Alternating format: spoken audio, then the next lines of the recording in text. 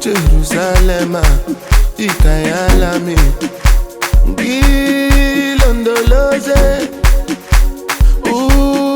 ambenami, zungangishilana. Jerusalem, ikayalami, gilondoloze.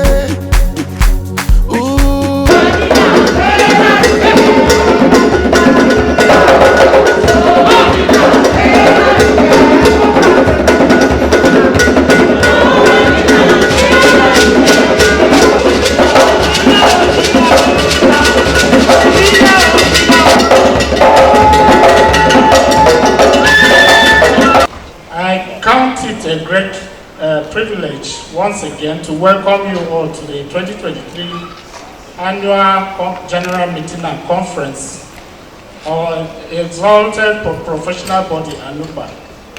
I'm grateful to the Almighty God for granting us all journey mercies and the enablement to be at this epic-making event. This AGM, as you may note, is the second to be organized by the current National Executive Committee, which took over the mantle of leadership of the association in January 2022. It is, however, not an election year in view of the one-year extension granted in NEC by the National Council to make up for the time lost during the prolonged university-based union strikes and the other associated constraints in 2022. We however, hope that against the obvious challenges still experienced in the university system, this annual general meeting shall be a panacea for administrative efficiency and greater performance in the system, and by extension, ensure academic excellence in our institutions. Dear esteemed members of ANUPA, it is with great pleasure and sense of camaraderie that I extend my warmest goodwill wish to all of you on this occasion of the 23rd Annual General Meeting and Conference of ANUPA. This annual gathering stands as a testament to the dedication, professionalism, and collaborative spirit that define ANUPA over the years.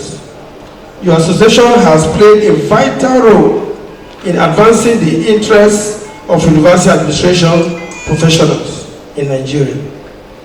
The annual general meeting and conference provide a veritable platform for knowledge exchange, professional development, and fostering of meaningful connections among members. As you convene to deliberate on the challenges and opportunities facing university administration, I am confident that the collective experts and passion of ANUPA members will contribute to innovative solutions and advancements in the field.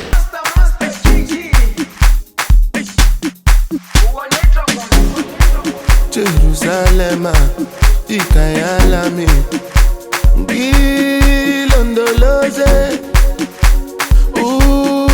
ambenami, zungangishilana. Jerusalem, ikayalami, gilondoloze,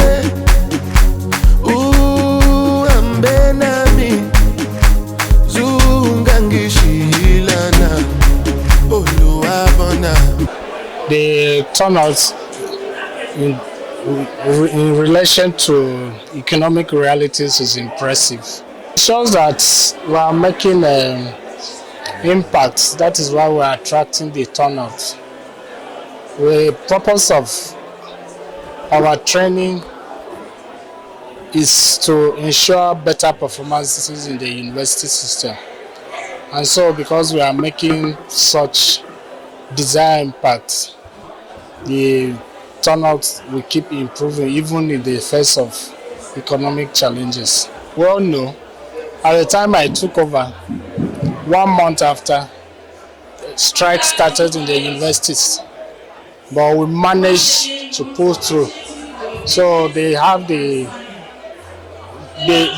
members have the belief that we have the capacity to take them to the next level in spite of even prevailing challenges. Expecting at least in the nearest future we'll get chartered, and God willing we'll complete our secretariat project. What does new means within the framework of this paper I'm presenting? New, in my understanding, is something that has recently come into existence. Something starting anew or fresh, or something different from what it has been in existence.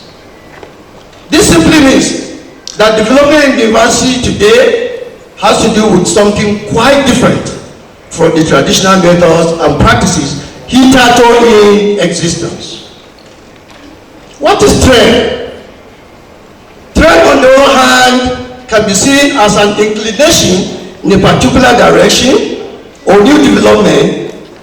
For instance, analysis of changes over time, which scientists will call trend analysis. I believe many of you have studied the trend analysis. What is strategy? We talk of strategy every day. Strategy to accomplish this, strategy to accomplish that. Strategy entails an elaborate and systematic plan of action. For example, planning on how to execute an idea or an action. Then, what is university? We are all coming here for universities. If I ask you what a university is, I quite believe I will get 101 definition of university. But for the purpose of this paper, university is a universal entity. Universal entity. There's no boundaries. And establishing where a seat of higher learning is housed to include personnel and facilities for teaching and research. It is also seen as an institution organized and incorporated for the purpose of impacting instruction, knowledge, and examining students, or promoting education in the higher branches of arts, sciences, literature, and is empowered to confer degrees. That is a university. All of this is what university means. Then what is administration? Administration is an act of administering, an act of administering, or conducting public affairs, or giving direction on how to manage the affairs of an organization, public or private. He who engages in act of administration is called an administrator. Then, who is a professional administrator? Now that we know what administration stands for, and we call ourselves professional administrators, who are we? A professional administrator is an officer trained in skills and discipline to administer or take charge in administering and managing both human and material resources in an organization. A professional administrator in a university setting is that person trained in the art of administration with the overall objective of directing resource management to achieve organizational goals and objectives. That is universal administrator. That is what we are. Then, after having understood all these conceptual frameworks, the university has undergone various evolutions over the years. Remember the first university in Nigeria? The University College Ibadan. It started as a college, a branch of a university in the UK. After independence, it became a full-fledged university. Then other universities continued to run on. Today we have nearly 200 universities, federal, state, and private. As they evolve, as somebody said, the dynamism of administration and dynamism of university, the concept of university, things also evolve along the universities. University administration has witnessed tremendous evolution over time. From the era of traditional and mundane methods used to administer to a more sophisticated era of administration. This has been necessitated in view of the fact that universities and ivory towers have become more complex in the face of new trends that have evolved over time. The uncertainties we are saying that they are high in today's world. They are bringing what? A lot of rapid changes. The rapid changes affect what? Universities, it makes universities face high level of uncertainty. Are they going to survive? Are they going to remain relevant? The economic recession that has been happening and reoccurring, in the face of that, what happens to the university system?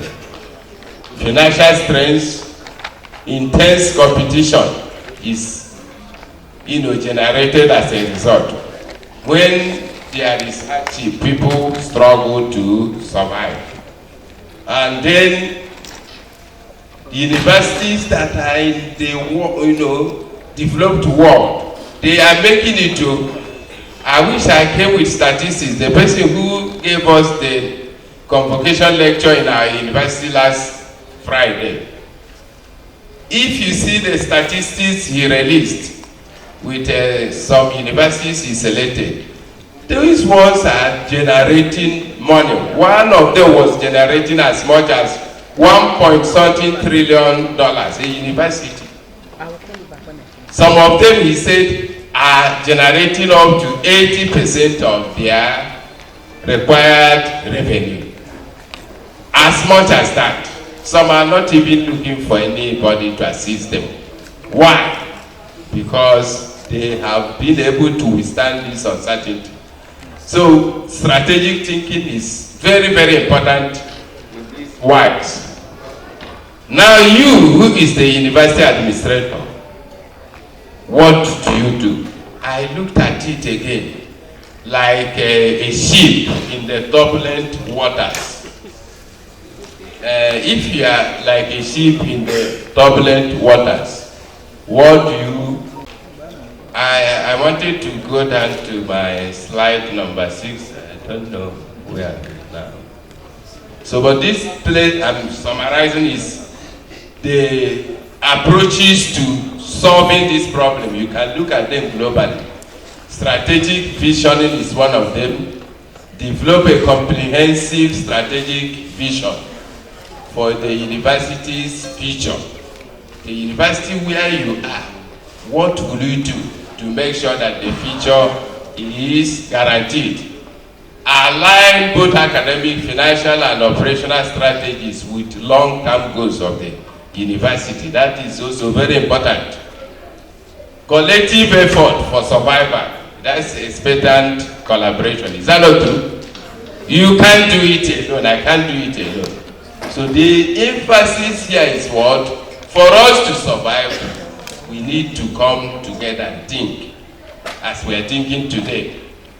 We need to encourage collaboration among administrators, including faculty, lecturers. If we don't collaborate with them, I'm telling you, the era of turbulence, we may all be swept away. Then the next thing is that adaptability and flexibility is important. If you feel that it is the way we have been doing it over the years, no need, you have to follow. No, we have to adapt. We have to be flexible and move in such a way that some of the problems are getting solution. There is synergy and collaboration. Planning for past current to overcome current obstacles. Here I'm saying advocating for strategic planning, ensure continuous process of assessment and adaptation to evolving circumstances. This is like I looked at my statement of problem, solutions thereof. They are all global. I didn't give an example, but coming down, I'm going to now go to where I will give you some examples. I'm not perfect, I came from ruthless times as a juvenile. It will depend on your understanding of Nigerian university education. Many people may not agree with you that the university education as it is today is a scam. It all depends on how you look at it and what personal experience you may have. Coming from Nassau State University, Kefi, I want to think that you have set a very good machinery, a very good academic machinery to ensure quality and standard of our programs and lecture delivery and certification. But if other universities have adverse experience, that I may not say, because I cannot hold forth. I can only talk about the one I know. It is quite true. One egg, they say, sorry, one bad egg will spoil the others. It is quite true. That may be possible. But in my university, South State University, we are putting every machinery on ground to checkmate lecturers, checkmate delivery of lectures, and checkmate the processes of certification. This particular training outfit, the one we are in, I think I will rate ANUPA very well, very high in terms of organization. Even when I saw that they were coming here, I had it in my mind that they have gone far for them to leave their former venue to come here. So this is scaling higher. They have moved higher. The organization is super. And it is a super organization, but what they needed to do is to do some little housekeeping. Housekeeping in the sense that you can do predictions and take care of a few logistics that emanate. Well, the uncertainties, are unpredictable issues.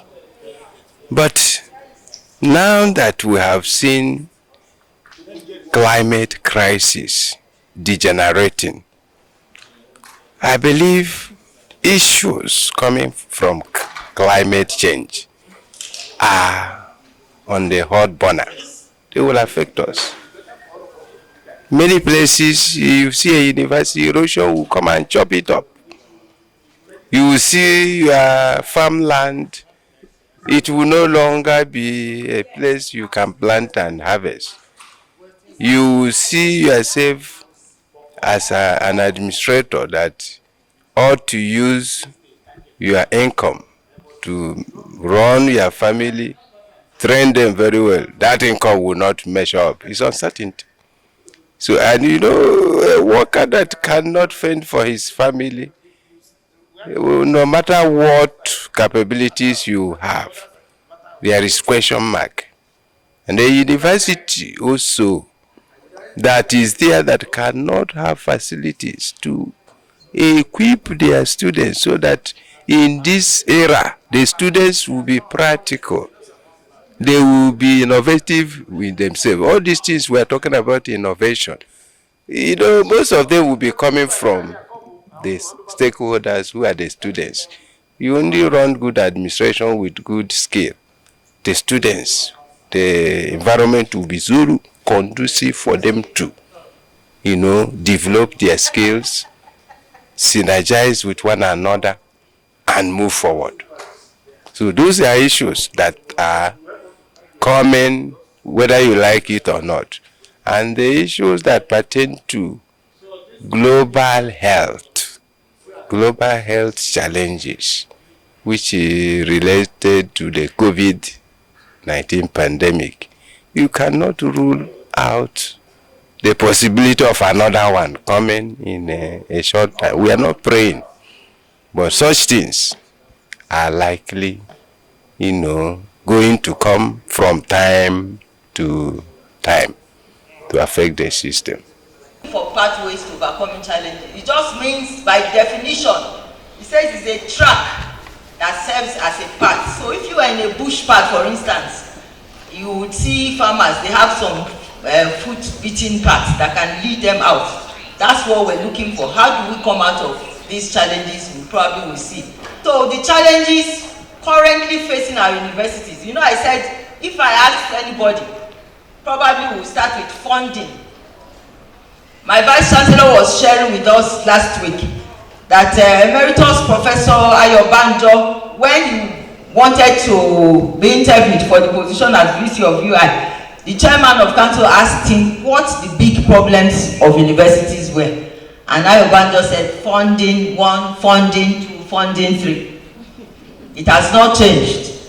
I think our problems now is still largely funding.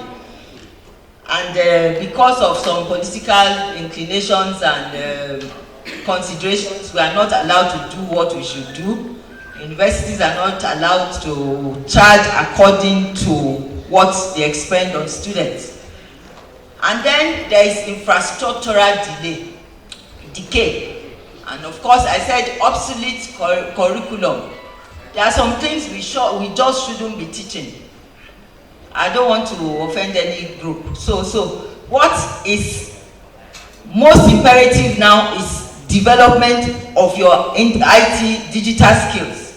For anybody to be relevant in the next decade and beyond, we are already far, almost at the middle of 21st century.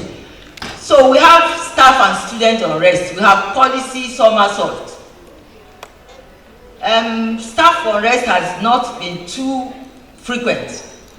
Neither students, I think for some, almost close to a decade now, we haven't had too much of that. But we have this policy somersault from regulatory bodies, JAM,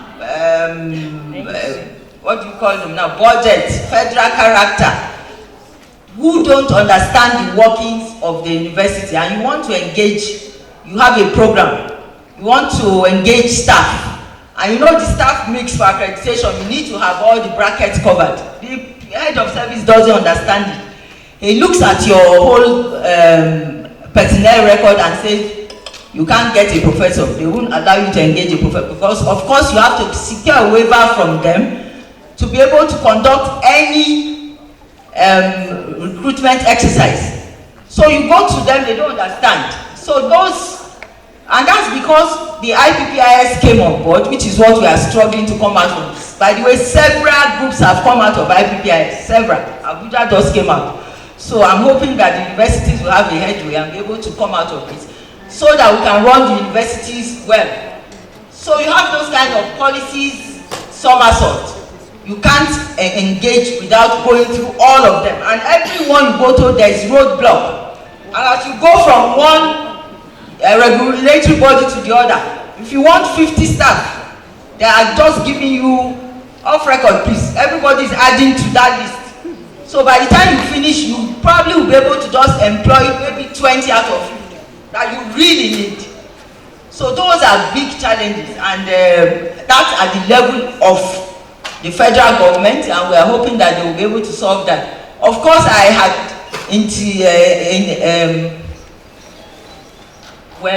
tacitly said that there is knowledge and skills gap even amongst us. We don't have the requisite knowledge. We don't have the requisite skills to carry out our duties. And people are very resistant to change. That is a big problem. University administration has a rich and diverse history that has evolved alongside the development of higher education institutions. The role of university administrators has transformed over time to meet the complex needs and challenges of managing academic institutions. University administration refers to the management and coordination of various administrative tasks and procedures within a university. It encompasses a wide range of responsibilities and functions that contribute to the small functioning and success of the university as a whole. Now let us see the status of development of university administration in Nigeria. In the early stages of university administration, the focus was primarily on maintaining discipline, overseeing financial matters, and ensuring compliance with regulations. This was the early stage. Focus was on these three key issues: maintaining discipline, overseeing financial matters, and ensuring compliance with regulations. This is the scope. However, as the universities expanded, their administration became more sophisticated, incorporating various academic and non-academic functions. And one of the significant turning points in university administration occurred during the Middle Ages. For purpose of clarity, when we say Middle Ages here, I mean from the collapse of Roman Empire in 6th century down to the period of Renaissance. That is the time of European birth. Renaissance was between 14th and 17th century. So the significant turning point, as I said, in university administration occurred during the Middle Ages with the emergence of a distinct administrative structure known as the University Chancellorship. Remember, we said that the early stage, the focus was on maintaining discipline, overseeing financial matters, and ensuring compliance with regulations. However, there came a turning point where that occurred during the Middle Ages. We saw the emergence of distinctive administrative structure known as the University Chancellorship, where the Chancellor served as the head administrator responsible for managing the institution affairs, maintaining relationships with external entities, and upholding its reputation. So added to the earlier stages, earlier focus, now here comes the position of Chancellor being clearly defined, and the role was maintaining relationship with external entities and upholding the reputation of the university. General knowledge, say general knowledge. Number one, you must understand that if you are digitally connected, you will do better. Use of digital technology in everyday life. Work and creative expression, communication and collaboration, processing information, privacy protection skills, legal and ethical practices, balanced attitude, awareness, continuous learning, using technology to make informed decisions, and seamless use of technology. Now, generation gaps and implication of digital literacy. It is difficult today to be a deputy registrar in a division in the registry where you have, let's say you have 16 staff. These 16 staff are divided into different generation gaps. If you have a Madu from University of Maiduguri or Mr. Barrister Chika from Port Harcourt, there's another Chika there. There are so many Chika in this meeting. There's another Chika I saw there in Futo. And you now have a 21-year-old person in that office. You will discover that they don't perform at the same level. If you are not careful, something will tell you that the small boys are better. Do you feel like that? When you give them something, they do faster. But when there is going to be a crisis in that department, it is among those who are fast that you will develop problem. Do you understand it? Number one, the older people, let's look at generation. Are you familiar with these generation divisions? The greatest generation are people born from 1901 to 1924. The silent generation from 1928 to 1945. Baby boomers. This is where I belong. 1946 to 1964. Me, I'm 64 years old. But some people who are younger than me, they think they are older than me. Generation X, 1965 to 1980. Millennial, 1981 to 1996. Generation Z, 1997 to 2020. All of these people now, they are now in the university system. They are performing at different rates and paces. And some of us, we have issues working with some of them. Now, as we are in this room, we are divided into 3 groups. The first group is digital dinosaurs. What do I call it? Digital dinosaurs. If you were born between 1928 up to 1945, I don't think you should be here again anyway. You should ought to have gone somewhere. So, the people in this category, that my registrar fall into this group. Are you following? They were very clever and smart people. They were bookish. They like reading books. When they ask them to come at 8 a.m., they will be there at 8 a.m. Are you listening to me now?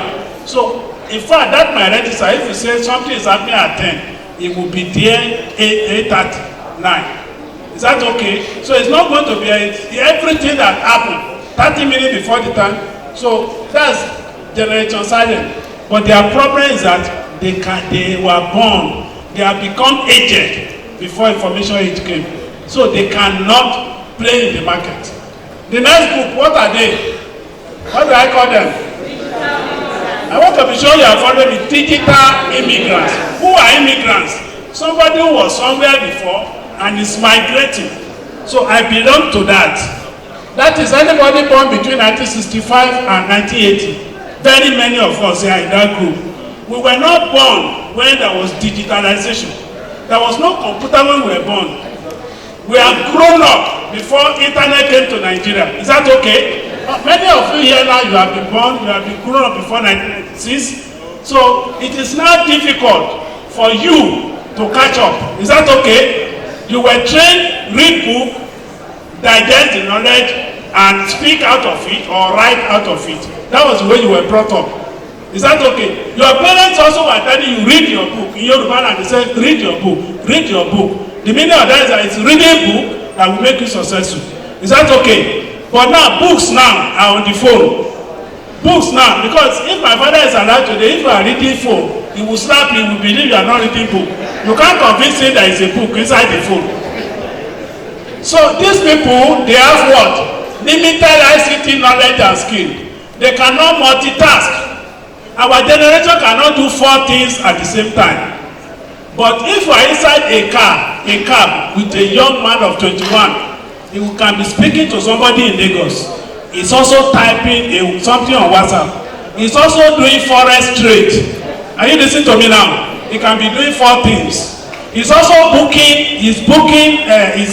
connecting with ANUPA because he doesn't want to waste time. He's trying to connect. As soon as I get to Dabi, I need a car to take me to airport. Is that okay? Broadening the curriculum.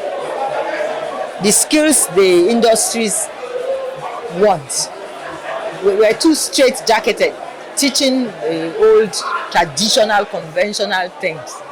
Pass exam, rote learning, cram, come out, put it down, pass, get first class. I may not be able to apply those things in real-life setting. So there's a need to open up all of that. More application and practical involvement. More collaborations with industries. What do they want? Because we are producing graduates for them. So they tell us what they want. We tailor curriculum to them. And then they'll be employable. They get all the skills. We introduce social skills. How to, and that's critical because at the heart of every enterprise, the person. So if you produce graduates that don't have those skills, interpersonal skills, can't work in teams and with teams, industries won't take you. You could have first class and you are deficient or bereft in those social skills, which is what they need to keep them, and they won't have it. It's a positive assessment. It's a professional association. So definitely you expect that there will be changes. If you fail to change, then you are not moving with the world. Things are changing. Some years back it was analog, now you know what it is. So if you fail to change, if you decide to remain in the old, you will be in the old and you will not be relevant in the present. So we are changing. We are a professional association. We are based in the universities. We know where we are. People know us for who we are and for what we are. So definitely, as administrators, you will expect changes from time to time. We have to upgrade our skills. Lecturers have impacted so perfectly. The lectures have been well delivered. And you can see the reaction from all members. We appreciate every bit of what we have learned. And administration is a lifelong thing. It's not something you do today and then you go and sit down. No, you keep learning so that you keep improving and making sure things are better. So good. The lecturers were very what you see, you want to see, is it Okoje or some other registrars who also were around to deliver lectures. In our various universities, we still use printer devices. Of course, we are all conversant with our computer printers, our photocopiers, our duplicators. And we can all relate to the fact that not a single of these devices are locally made in Nigeria. I'm talking about reprographic equipment generally. Be your printers, copiers, and duplicators, they are wholly imported into Nigeria. Same happens with the consumables that they use. By consumables, I'm referring to the ink and toner cartridges that these devices use. And one thing that we have noticed at EcoPart is that millions of cheap single-use cartridges that get their way imported into Nigeria are actually depriving our youth and graduates of massive job opportunities. You all agree with me that if you have a printer device, over the number of years that it's going to remain active, you are going to continue to subscribe on toner cartridges or ink cartridges to make it functional. So, and since we don't locally produce these, it's just like exporting our job opportunity to countries where they are very active in producing these stuffs. So we felt, even as we move from paper to paperless, we still find it very, very obvious that we can't entirely do away with printing to some extent. So if we were doing some form of printing, then we want our people to have the economic benefit that will accrue from the production of ink and printer cartridges. And so it's one of the problems, inability of our country to locally make this ink and toner cartridges, which I will call printer cartridges generally, is robbing our youth and graduates of massive job opportunity. Overcoming stress and anxiety, as well as the pressure of the economy. Even the economy as a whole is a stress. So I don't know if anybody knows the meaning of stress. It's going to be an interactive class, please let's pay attention. So first and foremost, we are going to talk about health. If you don't know the meaning of health, we don't know how stress will affect our health. So according to WHO, health is defined. Health is said to be wealth. That's the popular saying that health is wealth. So health is optimal to produce, to bring out our best. When you are in good health, that's when our best comes out. So health, according to the WHO, is a state of complete physical, mental, and social well-being, but not merely the absence of disease and infirmity. Distinguished colleagues, I would like to thank you all for making this AGM and the annual conference a success.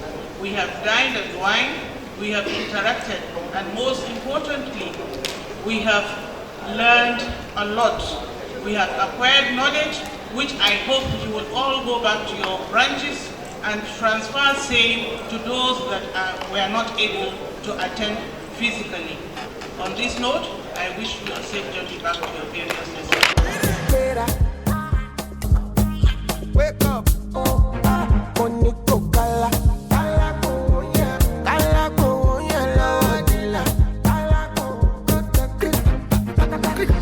Don't walk, you don't try. You supposed to dey jai. Kilo come person matter, person we don't mind. Boy, when I land softly on the sofa floor. So far so good, koni bajo. Let me see you, oh lo lo lo. Let me see you, oh lo lo lo. Bukawa, let me bukawa. Let me see you, de buka, oh lo lo lo. Let me see you, oh lo lo lo. Bukawa, let me bukawa. Let me see you, de buka, oh lo lo lo. Let me see you, oh lo lo lo. Bukawa, let me bukawa. Let me see you, de buka, oh lo lo lo. Let me see you, oh lo lo lo. Bukawa, let me bukawa. Let me see you, de buka. Better, go get the dollar. Wake up, down, yeah. Call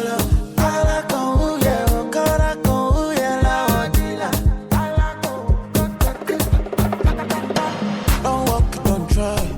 Always be honest when you are making official. Even in your personal life, try as much as possible to be honest.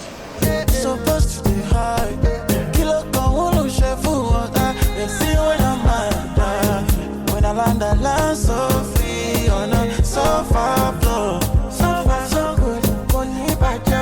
Let me see you. Oh lo lo lo. Let me see you. Oh lo lo lo. Bukawa. Let me. For her presentation, and I'm sure for some of us who followed what she was saying, we would have gained tremendously, because some of the things she's saying or she has said are things that are bothering us that we don't take cognizance of. We are all passing through what is called executive stress because of the duties we perform in our various universities, and it is important for us to always think about our health. I'm sorry, let me just make this observation about my university. The University Nigerian died recently out of stress. And when this man died, some of us were saying, there was supposed to be a Senate. The man died in the morning. There was supposed to be a Senate around 2 o'clock, and we were thinking because of his death, the Senate was not going to take place. Because he's a principal officer. But behold, when it was 1 o'clock, there was a message that was sent around that the Senate was still going to hold. We thank God for the successful conduct of our conference and also annual general meeting. If you can see from the faces of participants that they are very, very, very satisfied with the provisions in terms of ICT, feeding, souvenirs, and what have you. They are commented severally during the meeting. You know, in every organization, for you to execute what you plan, it have to involve money. I want to urge our branches to please pay their dues so that ANUPA activities can be moved forward.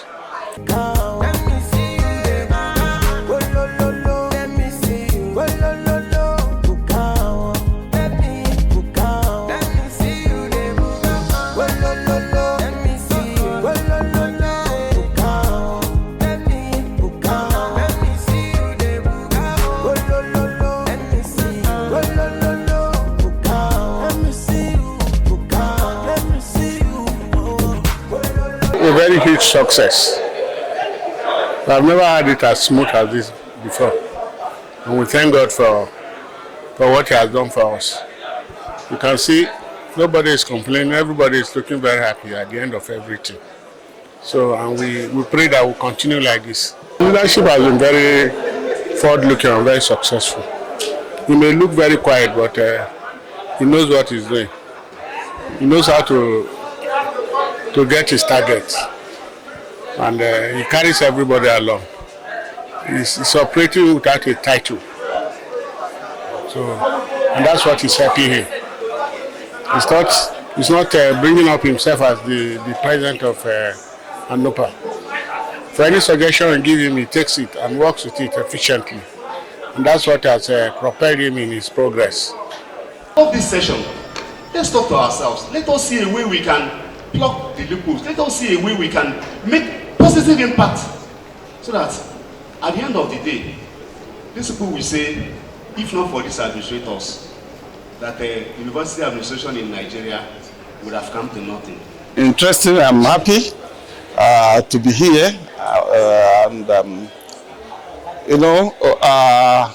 ANUPA is an organization that is trying to meet with a number of challenges, and as a result of that, we are making every conscious effort to confront challenges as they come. This is a novel one,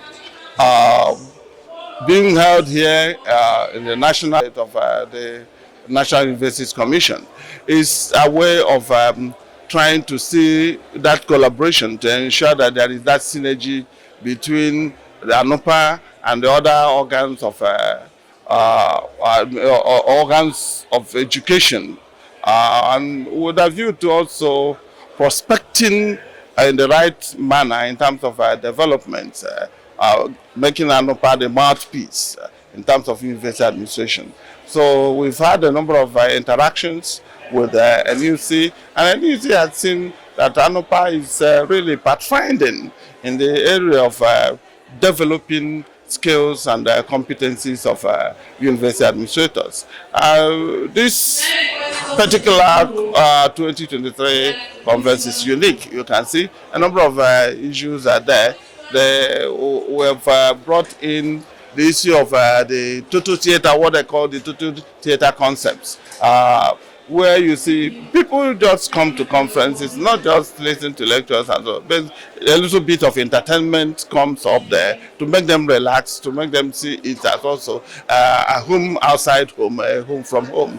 And I'm happy that people are relaxing. We have robust discussions. The lectures that have come in have been very enthralling, and they have been strategic, because they are meant to group our young administrators and exchange ideas, share experiences, and see that people move in from there. So I think everything is not perfect yet, but I know we are on course. In spite of the economic downturn and difficulties, I would say ANUPA training committee, the ESCO, has done quite well. It's quite commendable that we're able to get these people that are well-rounded in administrative activities to come and put us through and train us on what it entails to be an efficient administrator. So kudos to the planning committee. It's a very huge success. We thank God for everything. It started as if it was not going to work, but to God be the glory. Today we are celebrated. We are being celebrated by our members, and we, the ESCO, we are highly delighted because of the huge success we have recorded, despite the economic situation of the country. Dr. Victor Bam's quality of leadership or style of leadership is leadership by example. Talk and do leader. That is how we call him. He is very quiet, very unassuming, but he's a grand commander. Whatever he wants to, he's a silent achiever. He has achieved and he has transformed ANUPA to a higher, but we are getting higher. Every year we are growing higher, and we'll get to the height of the zenith of ANUPA very soon.